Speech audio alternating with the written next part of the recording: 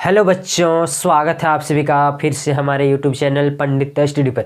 बच्चों, आज के इस वीडियो में मैं आप सभी को फिजिक्स के एक बहुत ही महत्वपूर्ण टॉपिक ओम का नियम एवं इसके सत्यापन को बताने वाला हूं, जो एग्जाम की दृष्टि से बहुत ही महत्वपूर्ण है। बच्चों, अगर आपने यह प्रश्न को कर लिया तो बिल्कुल ही आसानी से 5 मार्क्स आसानी से ला सकते हैं, जो कि एक मॉडल सेट का प्रश्न है। ठीक है बच्चों, तो चलिए शुरुआत करते हैं। प्रश्न क्या था? ओम का नियम लिखें एवं इसे सत्यापित कीजिए। ठीक है बच्चों, तो देखिए सबसे पहले हम लोग समझते हैं कि ओम का नियम है क्या। ठीक है, तो बच्चों एक निश्चित ताप पर किसी चालक के दोनों सिरों के बीच उत्पन्न विभवांतर भी उसमें प्रवाहित होने वाले विद्युत धारा के समानुपाती होते हैं। ठीक है बच्चों, देखिए इसे समझते हैं।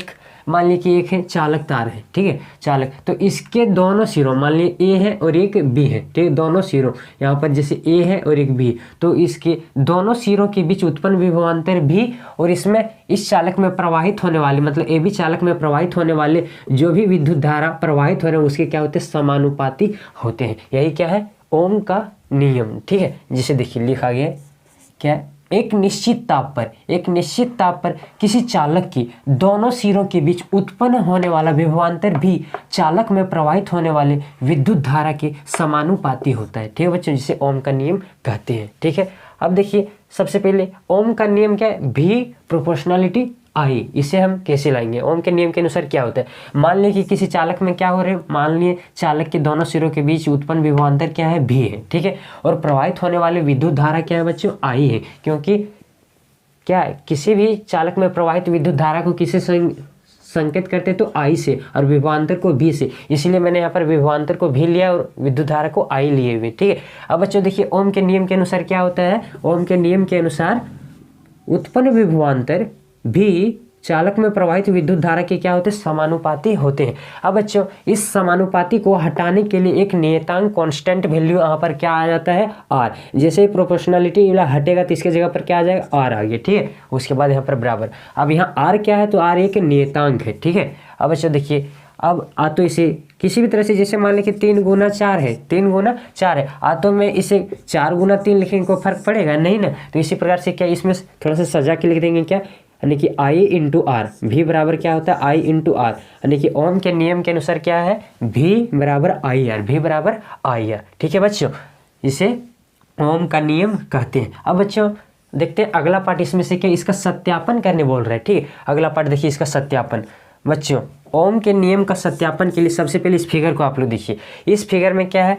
एक चालक तार, मान लीजिए कि इसमें से जा रहा था, इसमें प्रतिरोधक लगा हुआ। ठीक है, अब इसमें एक विभवांतर भी दिए गए हैं। कितने हैं? भी। और विभवांतर को बच्चों किस क्रम में जोड़ा जाता है? तो विभवांतर को हमेशा समांतर क्रम में जोड़ा जाता है, इसलिए मैंने यहाँ पर विभवांतर को समांतर क्रम में जोड़े हुए। ठीक है बच्चों, अब देखिए किसी भी चालक में प्रवाहित विद्युत धारा को मापने के लिए क्या एक यूज किया जाता है? एमीटर का उपयोग, इसलिए मैंने यहाँ पर क्या लगाए हुए हैं? एमीटर। ठीक है, अब बच्चों इस परिपथ को एक बैटरी से या सेल से जोड़ दिया जाता है। ठीक है, और इसमें से क्या किया? एक कुंजी लगाए हुए है। ठीक है, और ये क्या है बच्चों? RH क्या है? एक धारा नियंत्रक है, मतलब वोल्टेज को बढ़ाना घटाना। ठीक है, देखिए सबसे पहले इसको प्रूफ करने के लिए क्या करेंगे? माना कि एक परिपथ में क्या लगा हुआ है? एक बैटरी है। ठीक है, बैटरी है, कुंजी है, और क्या है? एक प्रतिरोध R, जिसे क्या संकेत करते हैं तो RC, और बच्चों एमीटर का प्रयोग किए हुए हैं, और विभवांतर का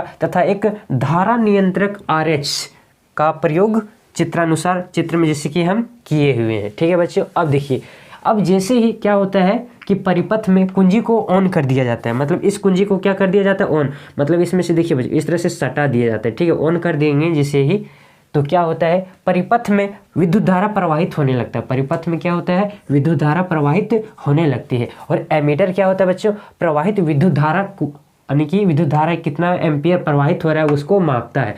तथा वोल्ट मीटर क्या करता है बच्चों? वोल्ट मीटर चालक के सिरों के बीच उत्पन्न विभवांतर भी को मापता है। ठीक है बच्चों, मतलब एमीटर क्या करता है? चालक किसी भी परिपथ में प्रवाहित विद्युत धारा को मापता है और विभवांतर उत्पन्न विभवांतर को मापता है। ठीक है, यानी कि वोल्टेज को मापता है। ठीक, अब बच्चों RH का मान बदलने पर, यानी कि RH क्या है? तो यहाँ पर वोल्टेज। ठीक है, जैसे हम लोग स्टेबलाइजर वगैरह घर में देखते होंगे, क्या वोल्टेज को, जैसे टीवी भी नहीं चल रहा है, कम वोल्टेज आ गया तो उससे क्या कर देते हैं हम लोग, बढ़ा सकते हैं, घटा सकते हैं, ठीक है। तो ये भी क्या करते हैं, इससे बढ़ाते हैं या तो घटाते हैं। तो RH का मान बदलने पर, RH का मान बदलने पर विद्युत धारा का मान परिपथ में क्या हो जाता है बच्चों, बदल जाता है, ठीक है, बदल जाता है। जब यह प्रक्रिया 4 से 5 बार दोहराया जाता है। अब बच्चों जरूरी नहीं कि यह 4 से 5 बार ही लेंगे, आप कितनों बार दोहरा सकते हैं, ठीक है। जब कई बार दोहराया जाता है तो प्रत्येक बार V एवं I का मान बदल जाता है। तो V एवं I का मान क्या होता है बच्चों, मतलब विभवांतर और वोल्टेज क्या होते हैं, बदल जाते हैं, ठीक है। अब देखिए मान बदल जाते हैं, परंतु प्रत्येक बार V एवं I का अनुपात हमेशा नियत रहता है, ठीक है। मतलब उनके अनुपात कभी भी घटते या बढ़ते नहीं, हमेशा एक ही अनुपात में घटते या बढ़ते चले जाते हैं, ठीक है। अर्थात क्या बोले बच्चों, जब V और I का अनुपात जो रहते हैं सो क्या रहते हैं, नियत रहते, ठीक। और नियत के लिए नियतांक कुछ भी एक ले लिए, कांस्टेंट वैल्यू क्या है, R, ठीक है बच्चों। अब इसको क्या करा देंगे, तिर्यक गुणन, यानी कि टेढ़ा गुना करा देने से क्या, जैसे कुछ नहीं यहाँ पर क्या एक मान सकते हैं, अब इसको तिर्यक गुना करा देंगे तो क्या हो जाएगा, V बराबर क्या हो जाएंगे, IR, V बराबर क्या हो जाएंगे, IR। और जहाँ पर R क्या है बच्चों, तो नियतांक है, ठीक है बच्चों। आप लोग इस प्रश्न को, उत्तर को स्क्रीनशॉट ले लीजिएगा और अच्छी तरह से रिवीजन कर लीजिएगा बच्चों। या जगह कमी होने के कारण मैं थोड़ा सा इधर मिटा देना चाह रहा हूँ, ठीक है।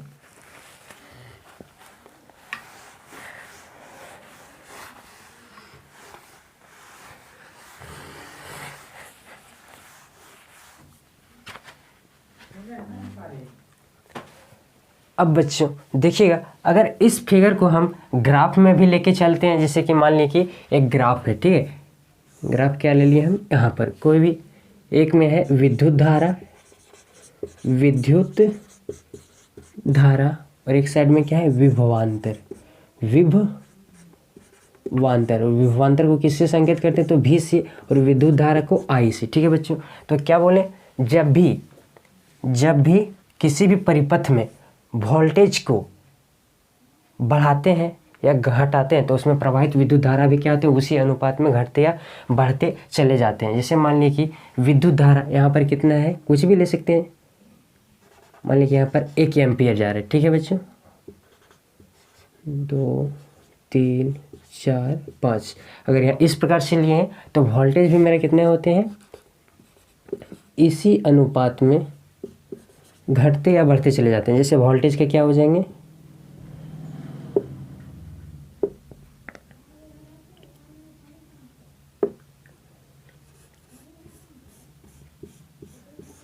बच्चों मतलब इस प्रकार से कुछ रेखाएं हमें प्राप्त होगी, एक सीधी रेखाएं प्राप्त होगी जो ओम के नियम को सत्यापित करता है।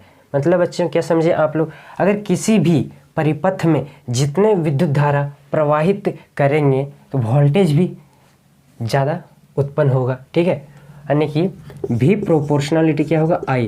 अगर हम वोल्टेज को बढ़ाएंगे तो करंट भी क्या होगा, ज़्यादा उत्पन्न होगा, विद्युत धारा ज़्यादा उत्पन्न होगा जितना बढ़ाएंगे, ठीक है बच्चों। इस प्रश्न को आप लोग बिल्कुल अच्छी तरीके से कर लीजिएगा। चलिए अब अगला प्रश्न देखते हैं, कुछ बहुत ही महत्वपूर्ण प्रश्न। यह प्रश्न बिल्कुल ही मोस्ट VVI प्रश्न है, ठीक है बच्चों। आप लोग इसको आसानी से तैयारी कर लीजिएगा, 1-2 बार रिवीजन करके। चलिए अगले प्रश्न को देखते हैं कि बच्चों अगला देखिए, सबसे इम्पोर्टेंट महत्वपूर्ण प्रश्न है, श्रेणी क्रम संयोजन क्या है, इसके लिए समतुल्य प्रतिरोध ज्ञात करें। बच्चों मैं यह सारे प्रश्न को मॉडल सेट टर्म 2 जो जैक द्वारा जारी किए गए थे उन सबों में से सभी प्रश्न को छांट करके जो महत्वपूर्ण एग्जाम की दृष्टि से बहुत ज़्यादा है उन सारे प्रश्नों को मैं करवा रहा हूं। बच्चों यह प्रश्न एग्जाम में भिड़ने की चांसेस बहुत ज़्यादा है, ठीक है बच्चों। इसीलिए आप लोग इन प्रश्नों को 1-2 बार रिविजन करके बिल्कुल ही अच्छी तरीके से तैयारी कर लीजिएगा, ठीक है बच्चों। तो चलिए शुरुआत करते हैं। श्रेणी क्रम संयोजन क्या है, तो बच्चों सबसे पहले समझते हैं कि हम लोग श्रेणी क्रम किसे कहेंगे, ठीक है। तो जब 2 या 2 से अधिक प्रतिरोधकों को एक सिरा से दूसरे सिरा मिलाकर जोड़ दिया जाता है तो संयोजन की इस विधि को श्रेणी क्रम संयोजन कहा जाता है, ठीक है बच्चों। तो दूसरे शब्दों में बोले तो संयोजन की ऐसी व्यवस्था या ऐसी विधि जिसमें प्रत्येक प्रतिरोधकों में समान विद्युत धारा प्रवाहित हो उसे श्रेणी क्रम संयोजन कहा जाता है, ठीक है बच्चों। चलिए देखिए मैंने यहाँ पर परिभाषा लिखे हुए हूँ कि जब दो या दो से अधिक प्रतिरोधकों को एक सिरे से दूसरे सिरा मिलाकर जोड़ दिया जाता है तो संयोजन की इस विधि को श्रेणी क्रम संयोजन कहा जाता है। ठीक है बच्चों, जैसे देखिए कि मैं यहाँ पर प्रतिरोधकों को जोड़ रहा हूँ। ठीक है, एक प्रतिरोधक है, अब इसके सिरे से दूसरा प्रतिरोध को जोड़ रहा हूँ, जैसे इस तरह से दूसरे प्रतिरोध को जोड़ दिया। इसी तरह से कई प्रतिरोधकों को जब जोड़ दिया जाता है तो संयोजन की इस विधि को क्या कहा जाता है? श्रेणी क्रम संयोजन कहा जाता है। जैसे मान लिया यहाँ पर ये वाला क्या है, R1 है, R2 है। मैंने यहाँ पर फिलहाल कितने प्रतिरोधकों को ऐड किया हुआ हूँ? तो 3। ठीक है, अब बच्चों इसमें पूछा जाता है कि श्रेणी क्रम संयोजन के लिए समतुल्य प्रतिरोध क्या निकलेगा? तो श्रेणी क्रम संयोजन के लिए आप लोग याद रखिएगा, जितने भी प्रतिरोधक दिए जाएंगे उन सभी को ऐड कर देना। ठीक है, मतलब R1 + R2 + R3 होता है। ठीक, अब बच्चों इसमें से अगला पार्ट दिया गया है कि श्रेणी क्रम संयोजन के लिए समतुल्य प्रतिरोध ज्ञात करना। मतलब ये वाला हमें क्या निकालना है? प्रूव करना है। समतुल्य प्रतिरोध ये वाला हमें प्रूव करना है, सिद्ध करना है, सत्यापित करना है। ठीक है, अब देखिए सेकंड पार्ट को बनाने के लिए सबसे पहले मैंने क्या किया, एक फिगर को ड्रॉ किया हूँ। ठीक है बच्चों, यानी कि देखिए सबसे पहले हमने क्या किया कि 3 प्रतिरोधकों R1, R2 तथा R3 को यहाँ पर परिपथ में जोड़ दिया हूँ। ठीक है, जिसमें से प्रवाहित विद्युत धारा क्या है बच्चों? I। प्रवाहित विद्युत धारा क्या है? I। चूंकि बच्चों श्रेणी क्रम संयोजन में क्या होता है, विद्युत धारा समान होता है। ठीक है, देखिए विद्युत धारा क्या है, सब में प्रवाहित हो रहा है और प्रत्येक प्रतिरोधकों में उत्पन्न विभवांतर क्या होते हैं? अलग अलग होते हैं। जैसे यहाँ पर क्या है, उत्पन्न विभवांतर R1 में V1, V2, V3 है। ठीक है, और यहाँ पर क्या है, एक कुंजी लगा हुआ है। ठीक है, और यहाँ पर इसे बैटरी से संयोजित किया गया है। बैटरी या सेल भी कर सकते हैं, जिसे इसका क्या बोलते हैं, प्लस और माइनस से संयोजित किया गया है और यहाँ से विद्युत धारा इधर से प्रवाहित हो रहा है पूरे परिपथ में। ठीक है, इसके लिए हमें क्या निकालना है? समतुल्य प्रतिरोध। तो बच्चों सबसे पहले देखिए कि इस फिगर में हमने क्या क्या किया है। ठीक है, देखिए कि माने क्या है, माना कि 3 प्रतिरोधक R1, R2 तथा R3 को श्रेणी क्रम में जोड़ा गया है। ठीक है, जिसमें प्रवाहित विद्युत धारा I है। जिसमें प्रवाहित विद्युत धारा क्या है? I है। देखिए I जा रहे हैं, सब में क्या है? I प्रवाहित हो रहे हैं और उत्पन्न विभवांतर क्रमशः क्या है? उत्पन्न विभवांतर क्या? विभवांतर मतलब वोल्टेज क्या है? V1, V2 तथा V3। V1, V2 तथा V3 है। अब बच्चों आप लोगों ने पढ़े होंगे क्या, चूंकि जो श्रेणी क्रम में कुल विभवांतर भी होते हैं, श्रेणी क्रम में कुल विभवांतर भी प्रत्येक प्रतिरोधकों में उत्पन्न विभवांतर के योग के क्या होते हैं बच्चों? बराबर होते हैं। मतलब प्रत्येक प्रतिरोधक में जितना, जैसे V1, V2, V3 का क्या कर देंगे? योग कर देंगे, मतलब जोड़ देंगे तो कुल विभवांतर यहाँ पर हमें पता चल जाएगा। ठीक है, तो यही चीज लिखा गया। देखिए श्रेणी क्रम में कुल विभवांतर भी प्रत्येक प्रतिरोधकों के बीच उत्पन्न होने वाले विभवांतर के योग के बराबर होता है। अर्थात बच्चों कुल विभवांतर पूछा जाएगा भी, तो क्या करेंगे? प्रत्येक प्रतिरोधक V1, V2 तथा V3 में जितने भी हो रहे हैं विभवांतर उत्पन्न, सबको क्या कर देंगे? जोड़ देंगे। ठीक है, और इसे इक्वेशन कुछ नया मान लेते हैं। ठीक है, इसका यूज है आगे। अब बच्चों और हम लोगों ने क्या पढ़े हैं कि ओम के नियम के अनुसार V बराबर क्या पढ़े बच्चों? तो ओम के नियम के अनुसार हम लोगों ने पढ़े हैं V बराबर IR। V बराबर IR और ओम के नियम क्या था बच्चों? V प्रोपोर्शनलिटी क्या होते हैं? I। और जब प्रोपोर्शनलिटी का हट गया था क्या आया था? नियतांक आया था R। ठीक है, अब बच्चों सबसे पहले देखेंगे कि प्रथम प्रतिरोध में कितने विभवांतर उत्पन्न हो रहे हैं। ठीक है, तो देखिए प्रथम प्रतिरोध के लिए उत्पन्न विभवांतर कितने हैं? तो V1 क्या है? V1 बराबर क्या हो जाएंगे? I तो श्रेणी क्रम में क्या रहता है? समान रहते हैं। I क्या रहता है? मतलब करंट क्या रहता है? समान प्रवाहित होता है। ठीक है, और R1 अलग है। ठीक है, मतलब V1 बराबर IR1। इसी प्रकार से दूसरे प्रतिरोध के लिए बोलेंगे तो दूसरे प्रतिरोध में उत्पन्न विभवांतर क्या हो जाएंगे? V2 बराबर क्या हो जाएगा? IR2, क्योंकि करंट समान है, सब में श्रेणी क्रम में होता है। ठीक है, इसी प्रकार तीसरे प्रतिरोध के लिए क्या हो जाएगा? V3 बराबर IR3। अब बच्चों ध्यान से देखिए, V1 का मालूम चल गया, V2 का चल गया, V3 का चल गया। क्या यहाँ पर रखने से पूरा निकाल सकते हैं वोल्टेज कितना निकलेगा? जी बिल्कुल निकाल सकते हैं। तो देखिए क्या कर सकते हैं, समीकरण 2, 3 तथा 4 का मान कहाँ पर रख देंगे बच्चों? समीकरण 1 में। अब समीकरण 1 में रखने पर देखिए, और समीकरण 1 है क्या बच्चों कि कुल विभवांतर जो है प्रत्येक प्रतिरोधकों में उत्पन्न विभवांतर के योग के क्या होते हैं? बराबर होते हैं। ठीक है बच्चों, अब देखिए V1 का वैल्यू कितना आया बच्चों? तो V1 का है IR1 और V2 का कितना है? IR2। तो यहाँ IR2 लिखेंगे और V3 की जगह पर कितना है? तो IR3। तो देखिए IR3 यहाँ पर क्या है? लिख दिए। ठीक है बच्चों, अब देखिए क्या इसमें से कुछ कॉमन आ रहा है बच्चों? देखिए तो इसमें से क्या है? करंट देखिए सब में समान करंट पास हो रहा था। ठीक है, तो इसमें से क्या किया? करंट को बाहर निकालनी है। ठीक है बच्चों, तो जब करंट को निकालनी तो इसमें से बच क्या गया है, तो R1 बचा है। ठीक है, और इसमें R2 बच गया है, और इसमें क्या है, R3 बच गया है। ठीक है बच्चों, यहाँ तक। अब देखिए बच्चों, क्या इस V को हम कुछ चेंज कर सकते हैं बच्चों? V की जगह पर क्या हम IR लिख सकते हैं? कहाँ से? ओम के नियम के अनुसार क्या V को लिख सकते हैं IR। कहाँ से? यहाँ पर लिख भी सकते हैं, क्योंकि V बराबर क्या होते हैं, IR। तो IR किसके बदले में रख सकते हैं? V के बराबर। तो इसीलिए मैंने यहाँ पर क्या रख दिया हूँ, IR। अब बच्चों देखिए, I इंटू इधर क्या है, R1 plus R2 plus R3। अब बच्चों देखिए, क्या या यहाँ पर I जो करंट है सो किस में है, मल्टीपल में है, मतलब गुना में है। ठीक है, तो क्या इसे हम इस साइड में ला सकते हैं?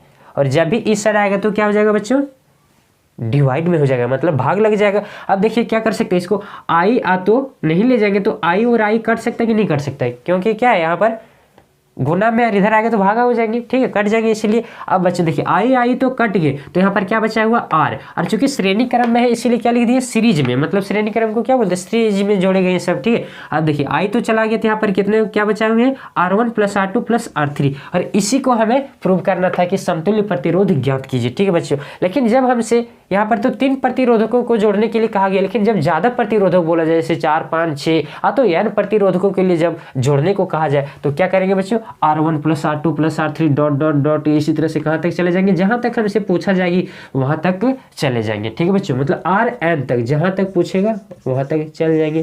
और यही क्या है, समतुल्य प्रतिरोधक, किसके लिए, श्रेणी क्रम संयोजन के लिए क्या हुआ बच्चों, प्रूव। ठीक है, यही प्रश्न इसी से रिलेटेड एक आता है बच्चों कि समांतर क्रम संयोजन क्या है, इसके लिए समतुल्य प्रतिरोध ज्ञात करें। ये सब प्रश्न मोस्ट VVI प्रश्न है बच्चों एग्जाम की दृष्टि से। इसीलिए आप लोगों से रिक्वेस्ट है कि अगर आप लोगों को यह वीडियो बिल्कुल अच्छा लगे तो मेरे इस चैनल को सब्सक्राइब करें। मैं इस चैनल के माध्यम से आप सभी को सारे इंपॉर्टेंट महत्वपूर्ण प्रश्नों को करवा दूंगा। ठीक है बच्चों।